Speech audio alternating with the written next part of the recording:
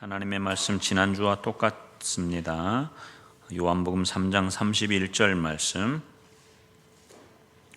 요한복음 3장 31절 말씀입니다. 같이 한 목소리로 봉독하겠습니다. 시작. 위로부터 오시는 이는 만물 위에 계시고 땅에서 난 이는 땅에 속하여 땅에 속한 것을 말하느니라. 하늘로부터 오시는 이는 만물 위에 계시나니. 아멘. 지난주에 20세기의 신앙의 그 출발, 20세기 이 시대에 들어와 가지고 이제 신앙의 출발이 어디로부터 시작되는가라고 하는 첫 번째 그런 내용을 말씀드렸는데, 지난주에 말씀드린 것은 이제 우리 기독교 신앙의 출발은 계시로부터 출발이 되었지만 많은 경우 상황으로부터 구원받는 것, 그래서 상황에서부터 그렇게 이제 구원받고 문제 해결하고 하는 것이 본질로 그렇게 뒤바뀌어져 버리는 그러한 우가 우리의 삶 속에서, 우리의 신앙 속에서 많이 나타나게 된다라고 그렇게 말씀드렸어요. 그래서 상황으로부터 구원이라고 하는 이것을 주창한 사람이 다름 아니라 불트만이라고 하는, 루돌프 불트만이라고 하는 이제 독일의 신학자였는데요. 이 사람을 통해서 이제 그 계시가 아니고 바로 상황으로부터 우리가 구원을 받는 것이 진짜 구원이다라고 하는 그것으로 이제 이 기독교의 어떤 신앙의 출발점이 바뀌어지는 것을 이야기하는 것이죠. 그래서 20세기 들어가지고 신앙의 출발, 그 세 가지 현상이 나타나는데, 첫 번째가 상황으로부터의 구원이라고 하는 거예요. 상황으로부터 구원, 문제 해결을 말하는 것이죠. 그다음에 두 번째는 감정 중심의 신앙생활, 감정 중심, 감정이 굉장히 중요하다라고 하는 것이죠. 또 한 가지는 인간적인 삶의 고양, 인간적인 삶의 질을 높이는 것, 그것이 기독교 신앙의 아주 중요한 핵심 포인트다라고 하는 이 세 가지를 이야기하는데, 지난주에 첫 번째 것 상황으로부터 구원에 대해서 말씀을 드렸고요. 오늘은 이제 나머지 두 가지를 말씀드리려고 그래요. 그래서 기독교 신앙의 두 번째 그 출발점은 이제 주로 부르짖는 것이 감정이에요. 감정 중심이라고 하는데, 이것을 주창한 사람이 슐라이어 마허라고 하는 독일 신학자인데요. 이 슐라이어 마허는 그의 아버지도 그 목사였어요. 그런데 아버지가 설교하는 그 설교의 내용을 들어보니까 너무나 딱딱해요. 교리 중심이고 가슴에 하나도 와 닿지 않고, 그래서 이 슐라이어 마허가 이제 자기 나름대로 성경을 쭉 읽어가면서 그냥 뺄 거는 빼고 합할 건 합하고 하는 거예요. 그러면서 성경을 난도질을 해요. 그래서 이제 신화적인 것, 예를 들면 예수님이 물 위로 걸어가셨다라고 하는 것, 이것은 실제로 해보니까 안 되거든요. 그러니까 이건 신화야 해서 다 빼내버리는 거예요. 추려내버리는 것이죠. 그렇게 하면서 이제 어떻게 해야 바로 그 은혜를 받을 수 있는가라고 그것을 이제 중점적으로 그렇게 연구를 했어요. 그래서 이 슐라이어 마허가 발표한 것이 다른 게 아니고, 사람은 설교를 아무리 들어도 가슴에 와 닿아야 그 설교가 진짜 설교다라고 하는 거예요. 진짜 설교. 그러니까 인간의 어떤 구성 요소들 중에서 머리도 있고 가슴도 있고 여러 가지 지체들이 있지만, 머리로 듣는 그것은 너무나 차갑다.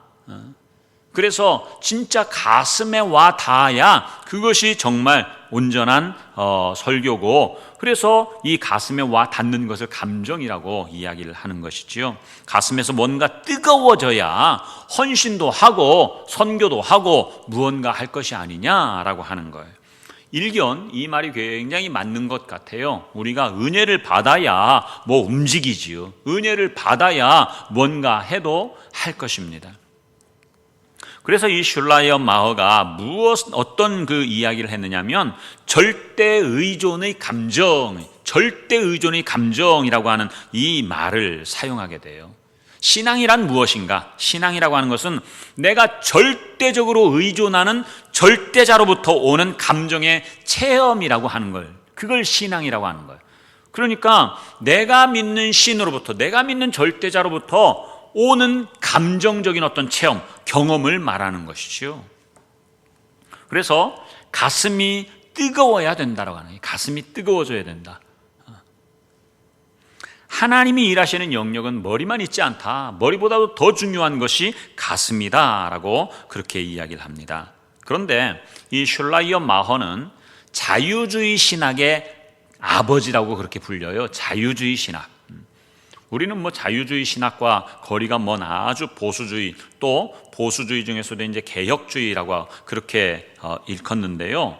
이 슐라이어 마허는 자유주의 신학의 아버지, 대가가 되고 마는 거예요. 왜 그런가 하면 이 슐라이어 마허가 부르짖는 것이 하나님이든 다른 종교의 신이든 상관없다.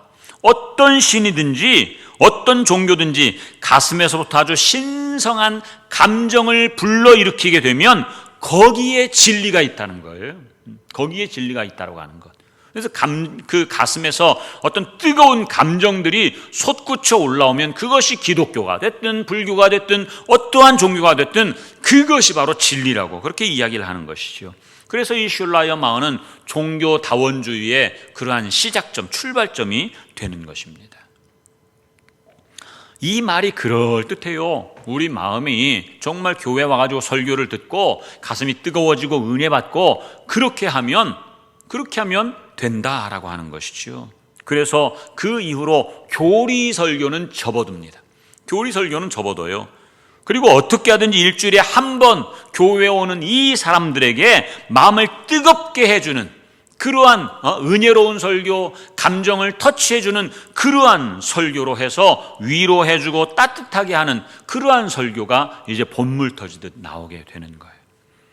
이러한 설교를요 1950년대에 미국에서 가져가게 되지요. 1950년이라고 하면 1차 대전이 끝나고 2차 대전이 끝나고 난 그 직후이기 때문에 굉장히 많은 사람들이 심령이 피폐해지고 현실적으로도 고난과 고통이 끊이지 않는 그러한 삶이었어요. 그래서 이러한 사람들이 삶이 팍팍하고 힘들 때 교회 와가지고 그들의 감정을 만져주고 터치해주고 마음을 위로해주는 그러한 설교를 할 때에 이들이 교회 와가지고 위로받고 간다고 하는 것이죠. 그런 위로의 설교가 이 현실적인 상황과 딱 맞아 떨어지는 거예요. 이때부터 설교자들은 진리를 선포하는 데는 별 관심이 없어요. 그저 성도들에게 은혜로운 설교, 성도들의 마음을 만져주는 설교, 위로하는 설교, 격려의 설교, 그런 설교를 이제 하기 시작하는 것이죠. 어떻게 하면 성도들의 마음에 감동을 줄까 하는 거예요. 감동을 줄까. 저도 여러분 끊임없이 그런 유혹을 받아요. 이 설교하면 우리 성도들에게 감동을 줄 수 있을까? 좋은 표현으로 은혜지요. 좋은 표현으로 은혜인 것이지 감동이에요, 감동. 그런데 여러분 이 감동이라고 하는 것은 조금 전에도 이 슐라이어 마허가 이야기했던 것처럼 우리 기독교 안에만 감동이 있는 게 아니에요. 다른 종교에도 그들이 설법을 하든지 뭐 강의를 하든지 다 감동적으로 그렇게 할 수 있어요. 어떤 모임에 가서 그 모임의 강사가 감동적인 그러한 연설을 할 수도 있단 말이지요. 그러니까 정말 우리 목사들이 바르게 깨어 있어야 되는 것이 무엇인가 하면 성도들에게 단순히 감동적인 설교하면 뭐 눈물도 흘리고 가슴도 뜨뜻해지고 뜨거워지고 좋지요. 좋아요. 그러나 아무리 가슴이 뜨거워지고 내가 그것을 경험한다 할지라도 중요한 것은 뭐예요? 중요한 것은 거기에 생명이 없다라고 하는 거예요. 생명이. 단순히 한번 느끼고 가는 것뿐이지 눈물도 그냥 콧물도 쭉쭉 흘리고 나면은 가슴도 시원해지고 좋아요. 그러나 그 이상의 것이 없다라고 하는 거예요. 그렇게 하면서 이 미국 교회 사람들이 막 밀려오기 시작하는 거예요. 위로받으려고. 이들의 주장이 무엇인가 하면 이렇게 상처받고 찢겨진 사람들에게 아무리 그 교리, 진리라고 하는 것 그거 말해봐라, 전해봐라. 그 사람들이 들리는가? 듣지 못한다는 것이지요. 그러나 여러분, 목사가 말을 잘해서 설교를 잘해서 유능하게 입담이 좋아가지고 그렇게 해서 웃기고 울리고 하는 그것으로 인해서 이 성도들이 그 설교를 듣느냐면 그게 아니라고 하는 말이에요. 우리가 웃고 싶으면 텔레비전 켜면 돼요. 예능 프로그램 켜면 얼마나 많이 웃깁니까? 눈물이 그냥 찔찔 날 정도로 웃기잖아요. 근데 어떤 사람들은 목사가 이 앞에서 좀 그렇게 그 개그 콘서트에서 하는 그러한 것처럼 좀 했으면 좋겠다고. 근데 그게 아니란 말이죠. 그런 거 들을 거면 교회 오는 게 아니고 텔레비전 켜면 돼요. 여러분 진짜 귀로 들을 수 있도록 하는 것, 귀에 들려지는 것, 그것은 내가 듣고 싶다고 해서 들려지는 것도 아니고 목사가 아무리 말을 잘한다고 해서 들려지는 게 아니라고 하는 말이에요. 울리고 웃기고 하는 그러한 이야기들, 은혜로운 감정을 터치하는 그러한 이야기들은요, 뭐랄까요, 단층적인 아주 표피를 살짝 건드려주는 것에 지나지 않아요. 진짜 우리가 하나님의 말씀을 들을 수 있도록 하는 것이 무엇일까요? 그 영으로 듣지 않으면, 성령께서 깨닫게 하지 않으면 우리는 어떤 경우도 깨달을 수가 없다는 거예요. 그래서 복음의 말씀은 사람의 귀로 듣는 것이 아니고 영으로 듣는 거예요. 영으로. 복음이 선포될 때 성령께서 그 복음과 함께 내쉬어짐으로 말미암아 말하는 자나 듣는 자에게 역사에서 깨닫게 해주시는 것이지요. 성령의 역사란 말이에요. 요한계시록에는 1장 이후에 계속해서 나오는 게 귀 있는 자는 성령이 교회들에게 하시는 말씀을 들을지어다. 성령이 교회들에게 하시는 그 말씀, 복음의 말씀을 통해서 너희들이 듣고 깨달아라 라고 하는 거예요. 성령으로 깨닫는 거예요. 성령으로. 우리 요한복음 3장 31절을 보았는데 34절 말씀 한번 볼래요? 34절 말씀 보시면 시작. 하나님이 보내신 이는 하나님의 말씀을 하나니 이는 하나님이 성령을 한량없이 주심이니라. 그래서 하나님의 말씀, 복음이 선포되는 그곳에는 하나님이 부어주시는 성령을 통해서 깨닫게 하시는 역사가 있다는 말이에요. 깨닫게 하시는 역사가. 그래서 복음은 계시로부터 출발되는 거란 말이에요. 계시로부터. 지난주에도 말씀드렸지만 이 복음은 위로부터 온 거예요. 위로부터. 우리 31절 말씀처럼 위로부터 오시는 이는 만물 위에 계시고 하늘로부터 오신 이는 만물 위에 계시나니, 위로부터 온 것과 땅에서 난 것과는 전혀 차원이 다르죠. 차원이. 그래서 우리가 보고 읽고 듣는 묵상하는 이 말씀 복음은 위로부터 계시로 오신 말씀이에요. 계시로. 그러나 처음부터 이 계시로 듣는 사람은 없어요. 그러니까 이 땅 위에서 신앙생활을 하되 내 상황이 고난당하면 그 고난당한 상황을 하나님 앞에 기도해서 이것 좀 해결해 주십시오. 해결받음으로 말미암아 그렇게 해서 우리가 이제는 이 교회 안에 발을 들여놓게 되고, 아, 주님이 이런 분이시구나 라고 하는 것을 깨닫게 되죠. 그런데 어디 그렇습니까? 주님이 항상 그런 분이 아니라고 하는 말이에요. 내가 원하는 대로, 내가 기도하는 대로 다 들어주시는 하나님이 아니에요. 왜? 그게 목적이 아니기 때문에. 그래서 이제 상황을 통해서 우리의 신앙이 시작되었다 할지라도 바뀌어야 되는 거예요. 그것이 바뀌어야 되는 것. 무엇으로? 이제는 위로부터 다시 태어나는 그 생명으로 나아가야 되는 것이죠. 그게 거듭남이라고 하는 거. 위로부터 다시 태어나는 것이고 물과 성령으로 다시 태어나는 것이고, 이게 아담의 생명으로 우리가 시작하지만 이제는 아담의 생명으로는 그게 안 되는 거예요. 하나님의 나라를 얻을 수가 없지요. 그래서 아들의 생명을 얻을 때에 그것이 거듭남인 것이고 그것을 통해서 하나님 나라를 우리가 누리는 것이지요. 그렇게 신앙의 어떤 생명, 정체성이 바뀌어져야 된다는 말이죠. 그저 이 땅 위에 어머니의 뱃속에서 태어나가지고 아담의 생명으로 교회 왔다 갔다 하면서 그렇게 신앙생활할 수 있어요. 나름대로 열심히 섬기고 봉사할 수도 있습니다. 교회 안에서 얼마든지 할 수 있어요. 밖에 나가서도 사회적인 활동도 정말 거룩하게 그렇게 할 수 있어요. 그러나 중요한 것은 내 안에 있는 생명이 바뀌는 거란 말이에요. 생명이 바뀌는 것. 그렇지 않으면 끊임없이 무엇을 추구하느냐? 내가 은혜 받기를 원하고, 내가 감정을 터치받기를 원하고, 위로받기 원하고, 목사님이 설교를 통해서 격려하는 그 설교를 통해서 정말 내 마음이 만져지기를 원하는 그 수준으로만 머물러 있다라고 하는 것이지요. 복음은 그래서 계시로부터 출발되는 거기로 이제 올라가야 되는 것이고, 그렇지 않고 사람 중심이 될 때 이 우리의 신앙은 변질되게 되어 있다고 하는 것이지요. 그래서 감정 중요하지요. 하나님께서 우리의 그 심령 속에 감정이라고 하는 그 요소도 주셨기 때문에 이게 아주 중요하지만, 그러나 그것만을 우리가 바라보면서 나갈 때는 우리의 신앙의 초점이 흐려지게 되어 있다고 하는 거예요.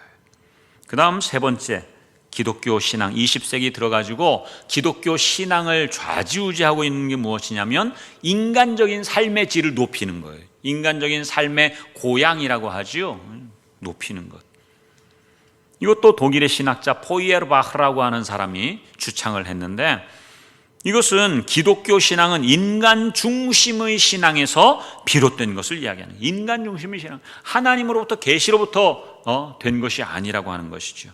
기독교는 인간이 상상하는 바, 하나님이 되고자 하는 인간의 욕망을 이루는 것, 그것이 바로 기독교의 신앙이라고 그렇게 정의를 내립니다. 하와를 보십시오.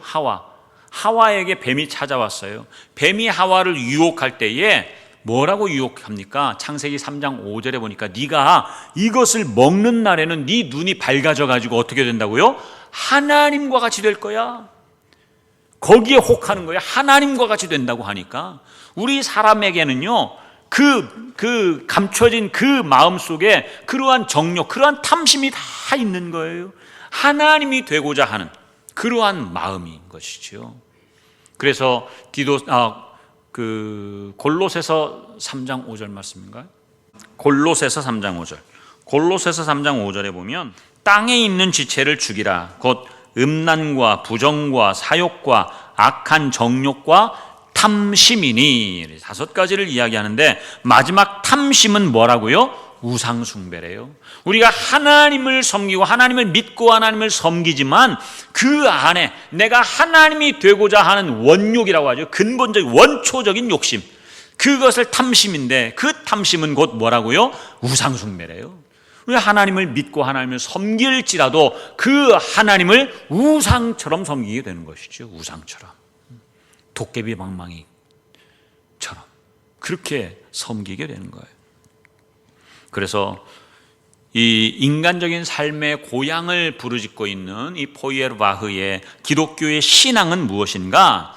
현세적인 인간성의 회복을 이야기해요. 현세적으로, 현실 속에서 우리 인간성의 회복을 이야기합니다. 그래서 그는 굳이 기독교가 아니더라도 참 인간의 길을 제시만 해주면 그것이 바로 진리라고 이야기하는 거예요. 슐라이어마허나 이 포이에르바흐나, 그래서 쌍벽을 이루는 자유주의 신학자들이에요. 쌍벽을 이루는. 그는 하나님이 인간을 창조한 것이 아니고 인간이 하나님을 만들어내었는데요, 하나님은 그런 인간을 위해서 존재한다라고 하는 거예요. 제가 개인적으로 성경 공부하는 분들에게 이것을 물어요. 하나님이 우리를 위해서 존재합니까? 아니면 우리가 하나님을 위해서 존재합니까? 물어보면요, 많은 분들이 뭐라고 대답하시는지 아세요? 하나님이 우리를 위해서 존재한다라고 생각을 해요. 철저하게 자기중심적인 신앙이에요. 내가 있어야 하나님도 뭐 의미가 있는 거지라고 그렇게 생각하는 것이지요. 그러나 전혀 그렇지 않아요. 이게 바로 자유주의 신학자들이 부르짖는 그러한 내용 아닙니까?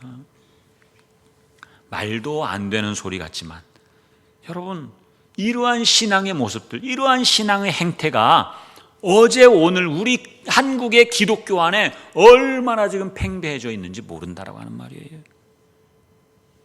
교회 안에 많은 사람들은 영생이라고 하는 것을 어떻게 알고 있어요? 우리도 이 복음을 알기 전까지는 영생은 죽어서 가는 천국, 내가 이 땅 위에서 그렇게 살다가 나 예수 믿었으니까 천국 가는 것은 뭐 마타는 당상이지, 천국 티켓 따놨으니까 걱정 없다, 천국을 죽어서 가는 천국으로 그렇게 이해를 하는 것이죠. 그리고 이 땅에서는 현실적으로 현세적인 자아실현을 위해서 그렇게 살아가는 거예요. 자기 인생을 얻기 위해서 하나님을 믿고 신앙한다라고 하는 말이에요. 그러면 하나님을 이용해서 나의 어떤 인생을 높이고 나의 인생의 어떤 목적을 이루는데 하나님을 이용하는 것이 된단 말이에요. 하나님을 이용하면서 이 말씀도 갖다가 이용하는 걸 얼마나 많이 합니까? 하나님의 말씀을 이용하는 것. 그러나 말씀은 곧 하나님의 존재 자체예요.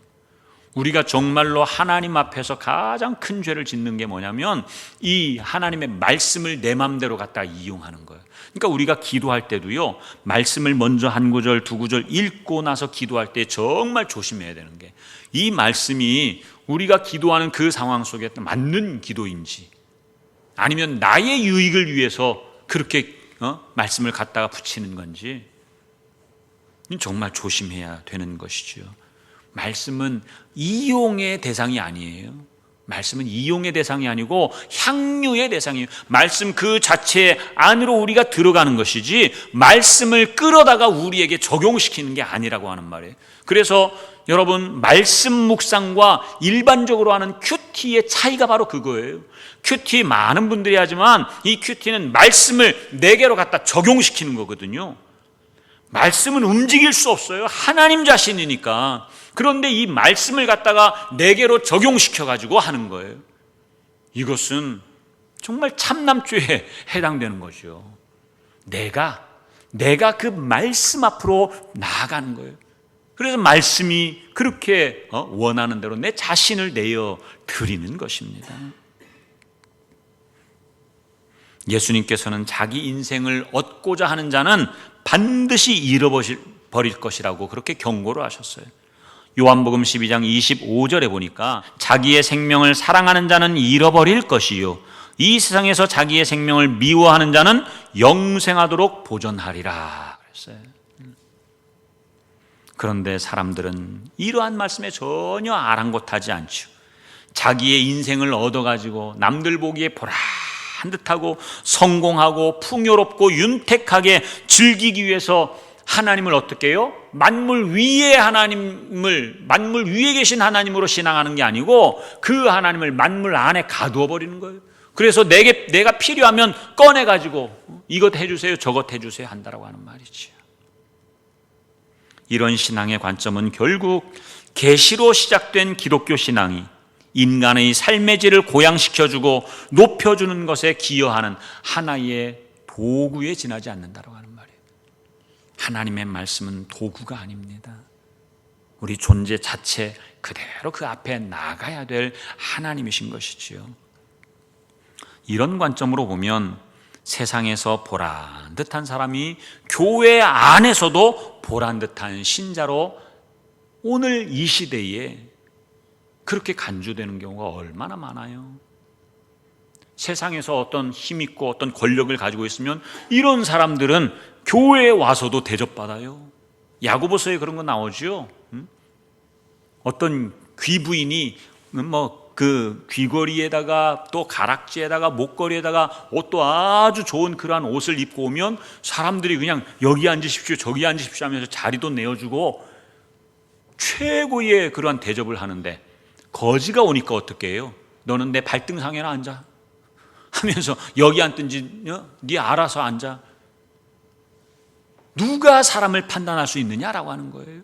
하나님 외에 사람을 판단할 자는 아무도 없는데 우리 사람들이 그 사람들을 겉모습을 보고 판단하는 것, 그런 자들을 하나님께서 판단하신다고 하는 거예요. 그런 자들. 여러분, 사회의 지위를 가지고 있다고 교회 안에서도 그만한 지위를 가지는 것, 그게 아니라고 하는 것이지요. 사회적인 권세나 지위나 그런 것이 아무것도 없고 내가 원하는 대로 되지 않아서 정말로 그 질곡의 그 걸음을 걸어간다 할지라도 교회 안에서는 그의 믿음이 그 자신을 나타내야 되는 것이지요. 가정도 보란 듯 해야 되고, 자식도 보란 듯 해야 되고, 세상적으로 고루 갖추어야 교회에서도 어깨를 펴고 신앙생활을 할 수 있다고 하는 거예요.